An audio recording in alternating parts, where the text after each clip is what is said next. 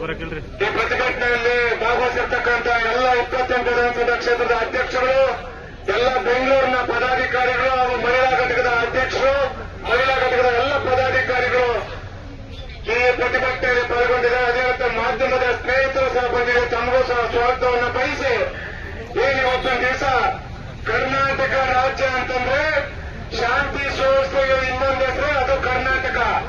ಆದ್ರೆ ಇವತ್ತು ನಮ್ಗೆಲ್ಲರಿಗೂ ಸಹ ಗೊತ್ತಿರ್ತಕ್ಕಂಥ ವಿಚಾರ ಏನಪ್ಪಾ ಅಂತಂದ್ರೆ, ಈ ಒಬ್ಬ ಜಮೀರ್ ಯಾರು ಅಂತೇಳಿ ಯಾರಿಗೂ ಸಹ ಗೊತ್ತಿರಲಿಲ್ಲ. ರಾಜ್ಯದಲ್ಲಿ ಯಾವುದೋ ಒಂದು ಬಸ್ ಅನ್ನ ಓಡಿಸಿಕೊಂಡು ಟ್ರಾವೆಲ್ಸ್ ಇರ್ತಕ್ಕಂಥ ಒಬ್ಬ ವ್ಯಕ್ತಿನ ಇವತ್ತು ಜೆಡಿಎಸ್ ಪಕ್ಷದ ವರಿಷ್ಠರಾಗಿರ್ತಕ್ಕಂಥ ಪೂಜ್ಯ ದೇವೇಗೌಡರ ಸಾಹೇಬರು, ನಮ್ಮ ಪಕ್ಷದ ರಾಜ್ಯ ಘಟಕದ ಅಧ್ಯಕ್ಷರು, ಇವತ್ತು ಕೇಂದ್ರದಲ್ಲಿ ಉಕ್ಕು ಮತ್ತು ಬೃಹತ್ ಕೈಗಾರಿಕಾ ಸಚಿವರಾಗಿರ್ತಕ್ಕಂಥ ಕುಮಾರಣ್ಣವರು ಆವತ್ತು ಅವರು ಬಹಳ ಬಾರಿ ಹೇಳಿದ್ದಾರೆ. ಇದನ್ನು ಕುಮಾರಣ್ಣವರು ಹೇಳೋದಲ್ಲ, ಸೆಮಿನವರು ಬಹಳ ಬಾರಿ ಹೇಳಿದ್ದಾರೆ.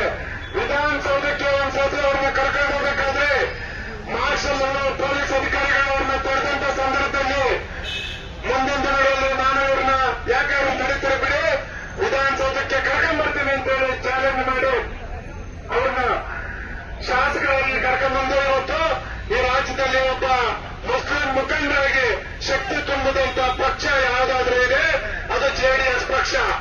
ಅಂತ ಪಕ್ಷಕ್ಕೆ ಇವತ್ತು ದ್ರೋಹ ಬರೆದಿದ್ದು ಅಷ್ಟೇ ಅಲ್ಲ, ಇವತ್ತು ನಮ್ಮ ಪಕ್ಷದ ನಾಯಕರು ಇಡೀ ನಮ್ಮ ಜೆಡಿಎಸ್ ಪಕ್ಷದ ಎಲ್ಲ ಆರಾಧ್ಯ ದೈವ ಅಂತೇಳಿ ನಂಬ್ಕೊಂಡಿರ್ತಕ್ಕಂಥ ಒಬ್ಬ ವ್ಯಕ್ತಿ ಬಗ್ಗೆ ಈ ರಾಜ್ಯದಲ್ಲಿ 2 ಬಾರಿ ಮುಖ್ಯಮಂತ್ರಿಯಾಗಿ ಯಾರಾದರೂ ತಾಯಿ ಹೃದಯ ಇಟ್ಕೊಂಡು ಕೆಲಸ ಮಾಡಿರ್ತಕ್ಕಂಥ ಯಾರಾದರೂ ಒಬ್ಬ ಕರುಣಾಮ ಇದ್ರೆ ಅದು ಸಾಮಾನ್ಯ ಕುಮಾರಣ್ಣವರು.